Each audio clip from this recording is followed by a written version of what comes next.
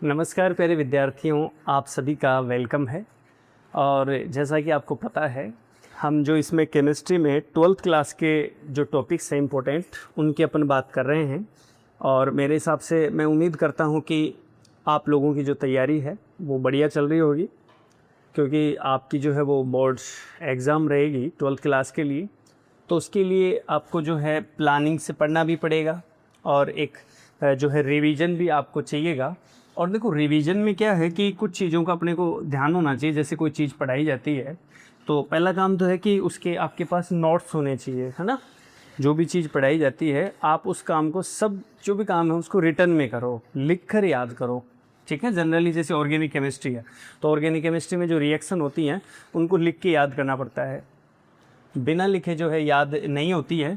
और इसके लिए देखो बेस्ट तरीका क्या है, जैसे मान लो आपको जैसे पहला दिन है अपना, है ना, जैसे फर्स्ट डे है, फर्स्ट डे अपनी कोई क्लास हुई, ठीक है, फर्स्ट डे क्लास हो गई साहब, वो लगभग आपकी 50 मिनट की कोई क्लास हो, सही है।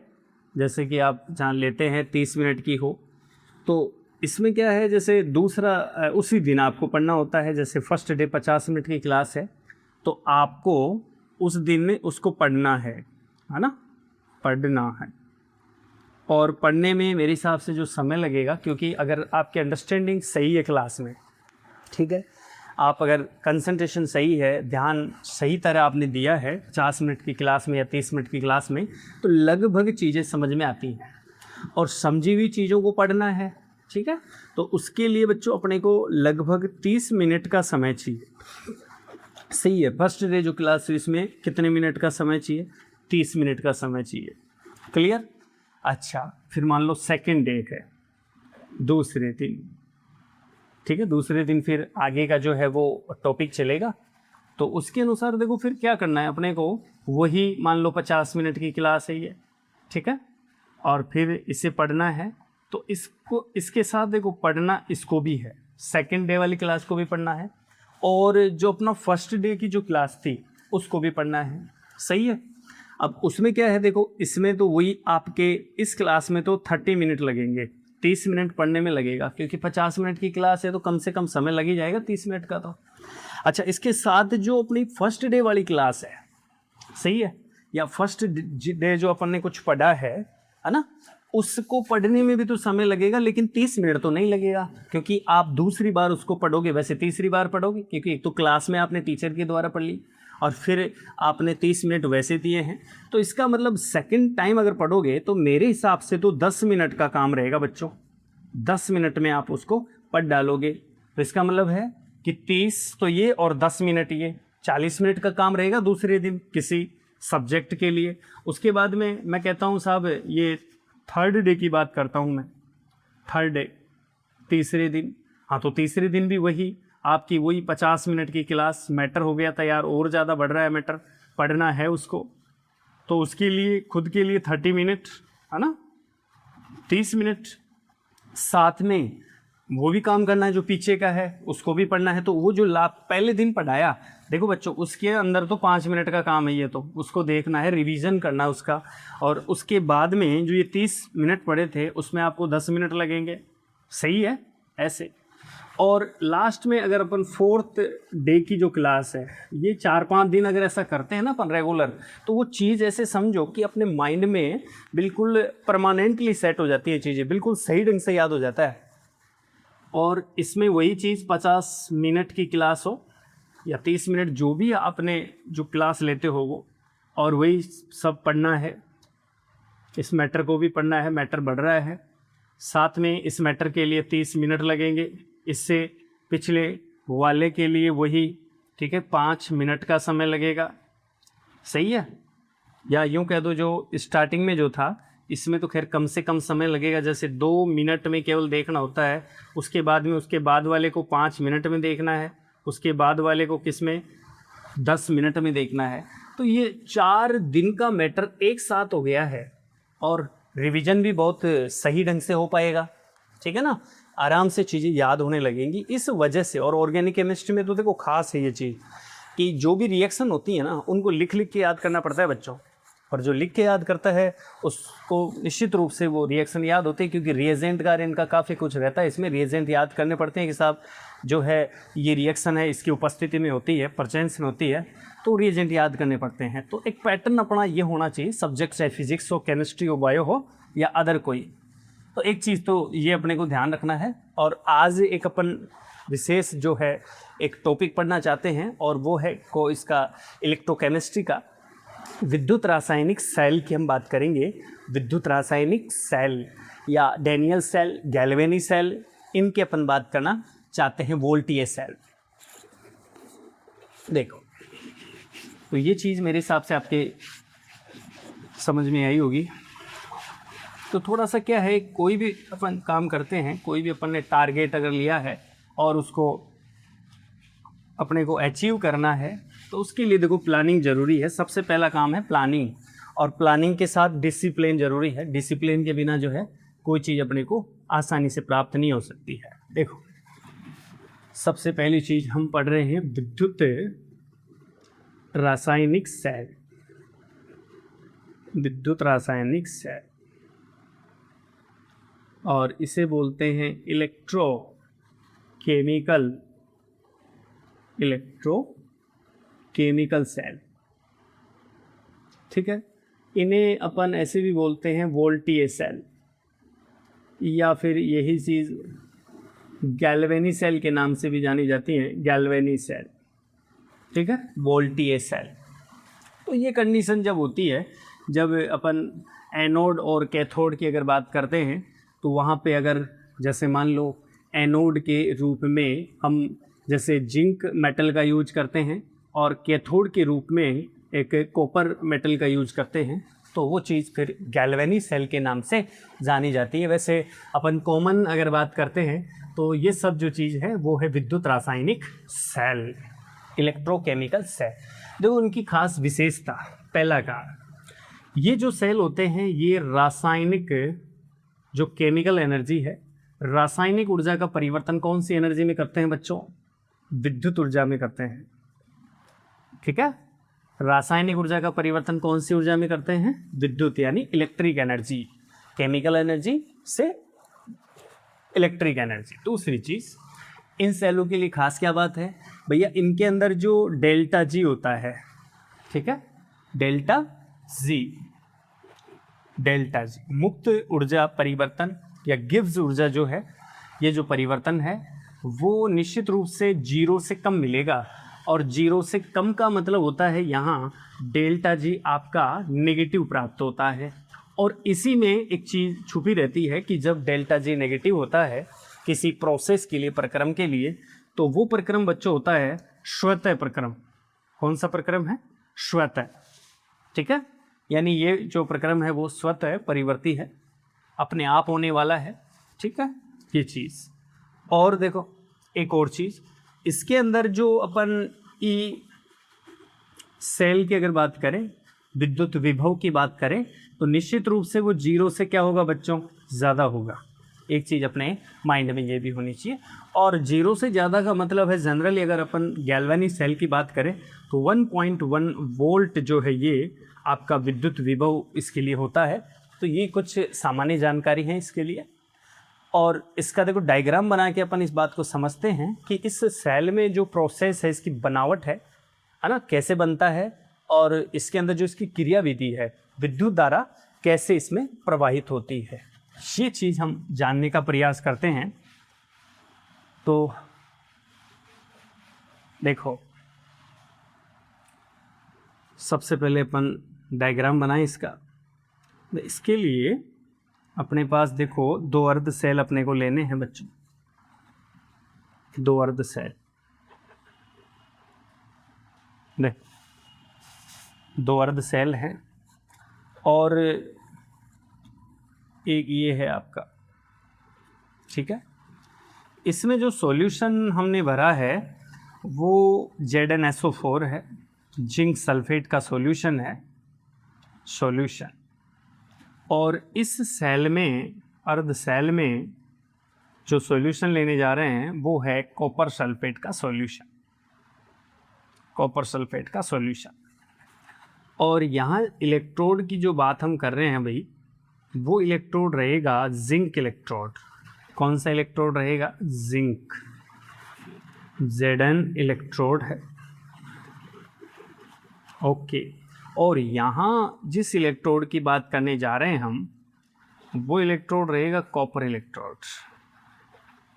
कॉपर इलेक्ट्रोड, ये हैं दो इलेक्ट्रोड, सही। ओके, और एक खास बात और है, इन दोनों अर्ध सेलों को, जैसे इनका नाम है अर्ध सेल, हाफ सेल है, हाफ और हाफ कितना हो जाएगा? पूरा हो जाएगा। इसलिए पूरा सेल बनाने के लिए इनको जोड़ना पड़ेगा। जोड़ने के लिए एक सेतु है, इसका नाम होता है लवण सेतु। बच्चों, क्या नाम है इसका? लवण सेतु, ठीक है।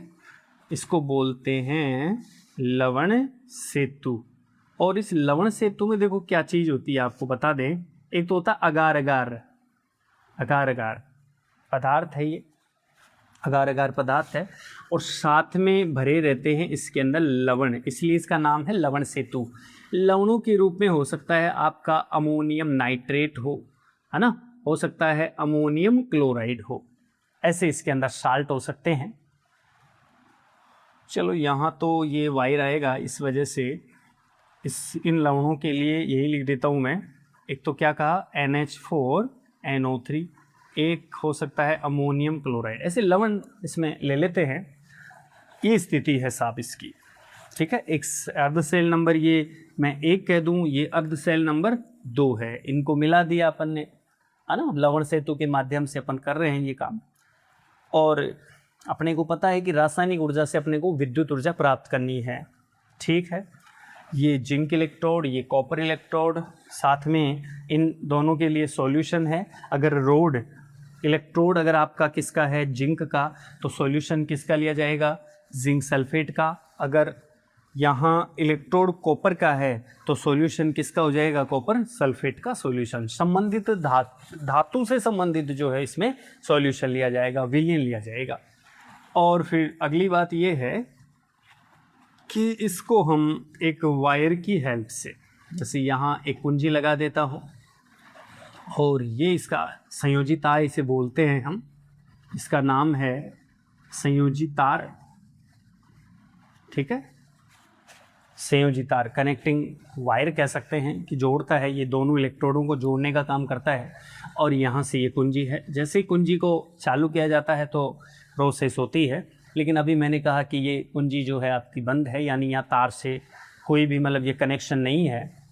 और साथ में अगर अपन विद्युत धारा की उपस्थिति का पता लगाते हैं तो उसके लिए हो सकता है, अगर उपस्थिति का पता लगाना है तो गैल्वेनोमीटर जो है वो धारा मापी की आवश्यकता पड़ती है, ठीक है। उसके साथ ही अगर जैसे मान लो हम कहते हैं कि भाई सॉल्यूशन ले लिया है, और जैसे ही मैं यहाँ से देखो, ये तो इसकी बनावट हो गई, लेकिन हम कार्यविधि की बात करना चाहते हैं कि भाई विद्युत धारा कैसे क्या प्रवाहित होगी। तो देखो बच्चों, सबसे पहली चीज़, अब जैसे ही मैं इस वायर को जो है कनेक्ट करता हूँ तो एक विशेष बात यहाँ से सामने आती है, और वो बात ये है कि इससे, इस इलेक्ट्रोड से इलेक्ट्रॉन प्रवाहित होते हैं। बात समझना मेरी, इस इलेक्ट्रोड से इलेक्ट्रॉन प्रवाहित होते हैं, जो कि जिंक से किधर जाते हैं? कॉपर इलेक्ट्रोड की ओर जाते हैं। और वो समझना चाहते हैं कि वो कैसे आए, कहाँ से आए हैं। क्या हुआ? इलेक्ट्रॉन जिंक इलेक्ट्रोड से कॉपर इलेक्ट्रोड की ओर जा रहे हैं। और जैसे कि हम जानते हैं कि इलेक्ट्रॉनों की जो विपरीत है वो होती है विद्युत धारा की दिशा। क्या कहा बच्चों? इलेक्ट्रॉनों के विपरीत होती है विद्युत धारा की दिशा। इलेक्ट्रिक करंट की जो दिशा होती है, डायरेक्शन होती है, वो प्रवाहित इलेक्ट्रॉनों के विपरीत होती है, सही। ये चीज़ तो इसके अंदर ये देखा जाए कि भाई ये विद्युत धारा जो है वो कैसे बनी है। और ये देखो जो प्रक्रम है स्वतः हुआ है, अपन ने तो केवल क्या करा, कुंजी को यहाँ से चालू करा है, कुंजी लगाई है ना, वायर को कनेक्ट किया है, और उससे अपने को जो है अपने आप ही विद्युत धारा प्राप्त हो रही है। क्योंकि कहीं ना कहीं इन सेलों में रासायनिक अभिक्रिया हुई है ना। रासायनिक ऊर्जा का परिवर्तन किस में हुआ है? विद्युत ऊर्जा में हुआ होगा, ठीक है। ये चीज़ तो इस प्रकार से इसमें विद्युत धारा मिली। अब रीजन देखते हैं साहब ये कैसे हुआ है सब। तो देखो बच्चों, ये इलेक्ट्रोड किसका है? जिंक का है। और याद रखना जिंक का इलेक्ट्रोड है तो यहाँ पे जिंक में ऑक्सीकरण, जिंक और कॉपर अगर कनेक्शन में है तो जिंक का होता है ऑक्सीकरण, और जिंक के ऑक्सीकरण से Zn+2 और 2 इलेक्ट्रॉन ऐसे निकलते हैं। ये प्रोसेस होती है और इस प्रोसेस को बोलते हैं ऑक्सीडेशन। क्या कहना होता है? ऑक्सीडेशन, यानी ऑक्सीकरण की क्रिया। सही है, तो ऑक्सीकरण हुआ है। और निश्चित रूप से एक चीज़ हमेशा याद रखो कि जो ऑक्सीकरण की क्रिया होती है ना वो एनोड पर होती है। इसका मतलब ये जो आपका जो इलेक्ट्रोड है वो एनोड की तरह कार्य करेगा। इसके विपरीत अगर कॉपर की बात करें, क्योंकि यहाँ से देखो इलेक्ट्रॉन निकले हैं, है ना, जैसे 2 इलेक्ट्रॉन के हिसाब से बात कर लो, वो तो बात तो वही है सब। 2 क्या, काफ़ी सारे इलेक्ट्रॉन निकलेंगे तभी तो विद्युत धारा बनेगी। यहाँ से कौन है? कॉपर है। और यहाँ कॉपर इसके कंपैरिजन में, है ना, जिंक के कंपैरिजन में इलेक्ट्रॉन को लेने की बात कर रहा है। और ये कॉपर +2 जो आयन है, इसमें जो कॉपर +2 जो आयन है वो इलेक्ट्रॉन लेकर कॉपर सॉलिड बनाते हैं। ये एक्वस कंडीशन है। इसमें भी देखो ये सॉलिड है और ये कौन सी कंडीशन है? एक्वस कंडीशन, जलीय अवस्था में घुला हुआ है, ये चीज़ है। तो ये देखा जाता है कि जैसे ही हमने यहाँ वायर को कनेक्ट किया तो यहाँ इलेक्ट्रॉन के प्रवाहित होने से विद्युत धारा जो है वो पैदा होती है। और इसका रीज़न ये है कि यहाँ जिंक का जो है वो ऑक्सीकरण होता है और कॉपर आयनों का क्या होता है? अपचयन होता है ना। तो एक तरफ से इलेक्ट्रॉन दिए जा रहे हैं, दूसरी तरफ से इलेक्ट्रॉन लिए जा रहे हैं, और कुल मिला के यहाँ एक प्रकार का एक सर्किट तैयार हो गया है जिसमें विद्युत धारा की दिशा जो है वो कॉपर इलेक्ट्रोड से जिंक की ओर है, जबकि इलेक्ट्रॉनों की दिशा जिंक से किधर है? कॉपर इलेक्ट्रोडों की ओर। ये बात क्लियर हुई। यहाँ ऑक्सीकरण की क्रिया है और वहाँ क्या हुआ है? अपचयन हुआ है। तो ये आपका एनोड होगा। और इस साइड में जो है, ये अपन बनावट की बात कर ही रहे हैं, बनावट की तो कर ही ली थी, ये क्रिया विधि की बात चल रही है। और ये जो है आपका इलेक्ट्रोड वो किसकी तरह व्यवहार करेगा बच्चों? कैथोड की तरह व्यवहार करेगा, है ना। और इधर एनोड। एक बात और समझो, आप जो प्लस माइनस की बात करते हैं ना वो आप विद्युत धारा की दिशा के हिसाब से जो है वो कर सकते हैं बच्चों। कैसे? ये कैथोड है, ओके, होगा अपना क्या? विद्युत धारा जो है वो कॉपर इलेक्ट्रोड से जिंक इलेक्ट्रोड की ओर बह रही है। और यहाँ जो विद्युत विभव है, इस कंडीशन में जो विद्युत विभव है, ई सेल इसकी वैल्यू है 1.1 वोल्ट गैल्वेनिक सेल के लिए। जो जिंक और कॉपर के जो सेल हैं जिसमें अर्ध सेल जिंक और कॉपर है, तो यहाँ से विद्युत धारा की दिशा है आपकी कॉपर से किधर बच्चों? जिंक की तरफ। तो ये निश्चित रूप से समझ लेना कि ये जो चार्ज है इधर ये पॉजिटिव होगा और इधर जो वाला है वो क्या हो जाएगा? नेगेटिव। तो एनोड पर नेगेटिव है और कैथोड पर क्या है? पॉजिटिव। विद्युत धारा की दिशा के हिसाब से हमने सेट किया है इसको, और होना भी यही चाहिए।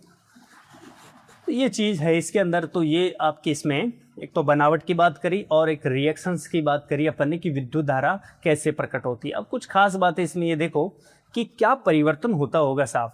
ऐसा होने से देखो एक बात तो ये है कि ये आपका एनोड है, क्लियर? एनोड है, हाँ साहब बिल्कुल। तो यार एक बात बताओ, जिंक का इलेक्ट्रोड है और रेगुलर इस जिंक इलेक्ट्रोड से जिंक धातु जो है वो धातु आयनों के रूप में इस विलयन में लगातार जारी है कि नहीं? रिएक्शन होगी तो इसका मतलब इसमें जिंक आयन लगातार बढ़ रहे हैं। सही है, जिंक आयन लगातार बढ़ रहे हैं। इस वजह से अपना इलेक्ट्रोड क्या होता जाएगा? पतला होता जाएगा। क्या होता जाएगा? पतला। ठीक है, ये आपका पतला होता जाएगा क्योंकि जिंक आयन बन रहे हैं, ऑक्सीकरण की क्रिया हो रही है और इलेक्ट्रॉन निकल रहे हैं। इधर आओ देखो, इधर क्या हो रहा है? यहाँ कॉपर आयन से कॉपर सॉलिड बन रहा है। इसका मतलब आयनों से ये जो कॉपर सॉलिड बन रहा है ये इस इलेक्ट्रोड के ऊपर क्या हो रहा है? निक्षेपित हो रहा है, अपचयित हो रहा है। सही है, क्रिया भी तो अपचयन है ना, तो अपचयन हो रहा है साहब यहाँ। तो इस प्रकार से ये आपका जो कैथोड है, कॉपर इलेक्ट्रोड है, वो हो जाता है मोटा, और ये जो है वो कैसा होता जाता है? पतला होता जाता है, और ये होता जाता है मोटाई इसकी बढ़ती जाती है। एक बात ये।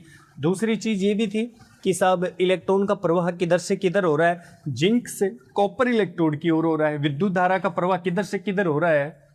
तो ये हो रहा है आपका विद्युत धारा कॉपर इलेक्ट्रोड से जिंक इलेक्ट्रोड की ओर।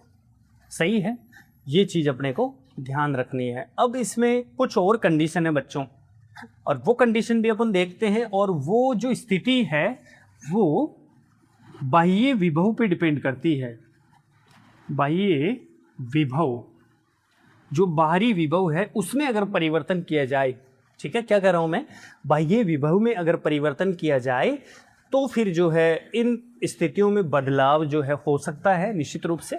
और वो यहीं देखो अपन बात कर लेते हैं इसी डायग्राम को देखते हुए। देखो कैसे, ये थोड़ा मिटाना पड़ेगा मेरे को ऊपर से। देखो बाह्य विभव का मैटर क्या है। देखो सिंपली आप इसको यूँ समझो कि जैसे यहाँ जो विभव चल रहा है, आंतरिक विभव जो चल रहा है, निश्चित रूप से उस विभव की वैल्यू 1.1 वोल्ट है बच्चों। सही है बात।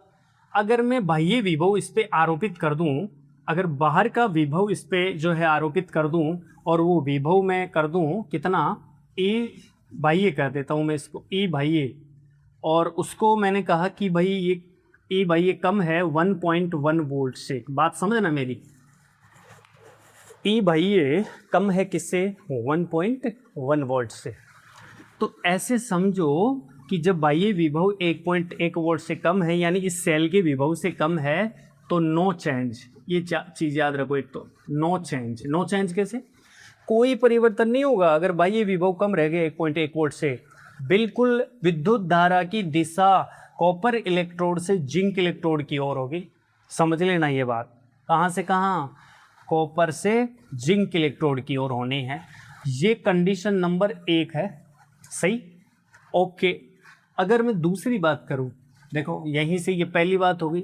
अब इसकी जगह मैं दूसरी बात ये करूं कि ये जो ई बाह्य है, ई बाह्य, इसको बराबर कर दूं 1.1 वोल्ट के। सही है, गैल्वेनिक सेल का विभवांतर कितना, विभव कितना, 1.1 वोल्ट। तो इस ई बाह्य को अगर इसके बराबर कर दें हम, है ना, ई बाह्य को 1.1 वोल्ट के बराबर कर दे, तो भैया काम गड़बड़ है। फिर गड़बड़ क्या है, कोई विद्युत धारा नहीं बहेगी। क्या कर रहा हूं मैं, विद्युत धारा नहीं बहती है।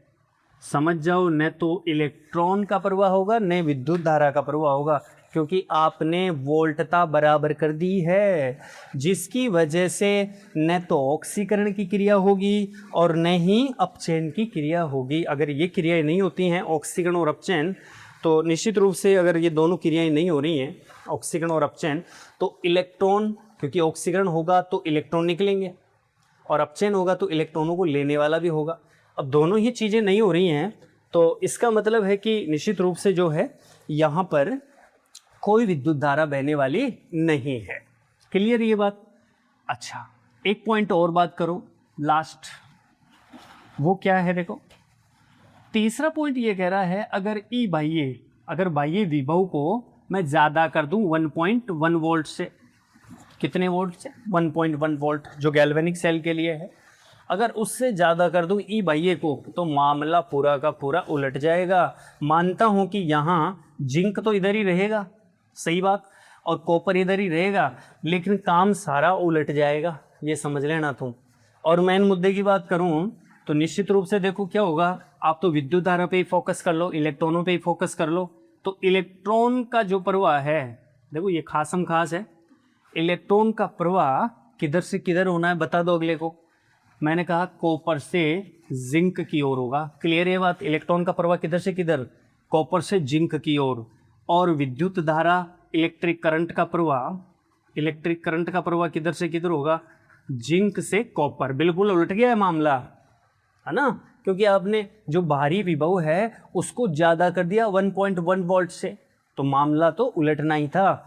इस वजह से यहाँ विद्युत धारा की दिशा इस केस में अगर देखोगे तो आपको जो है वो मिलेगी विद्युत धारा जिंक से कॉपर की ओर। क्लियर। और एक बात और खास, अगर ऐसी स्थिति आती है, अगर ऐसी स्थिति आती है ना बच्चों, तो निश्चित रूप से आप यहाँ एनोड की बात नहीं कर पाओगे। सॉरी, एक मिनट, हाँ, यहाँ एनोड की बात नहीं कर पाओगे, ठीक है, और इधर कैथोड की बात नहीं कर पाओगे, ठीक। तो फिर मामला उलट जाएगा पूरी तरह, और ये पोर्शन जो है ये आपका हो जाएगा पॉजिटिव, और ये पोर्शन हो जाएगा नेगेटिव, क्योंकि पॉजिटिव का मतलब है विद्युत धारा की दिशा प्लस से किधर बहती है, माइनस की ओर, प्लस से किधर बहती है, माइनस की ओर। तो इस तरीके से ये विद्युत धारा की जो दिशा है वो आपकी जिंक इलेक्ट्रोड से कॉपर इलेक्ट्रोड की ओर हो जाएगी। तो मेरे हिसाब से ये आपका विद्युत रासायनिक सेल में जो अपन ने मेन एक तो इसका डायग्राम देखा, बनावट देखी और इसकी क्रियाविधि के बारे में समझा, तो ये बात निश्चित रूप से आपके समझ में आई होगी।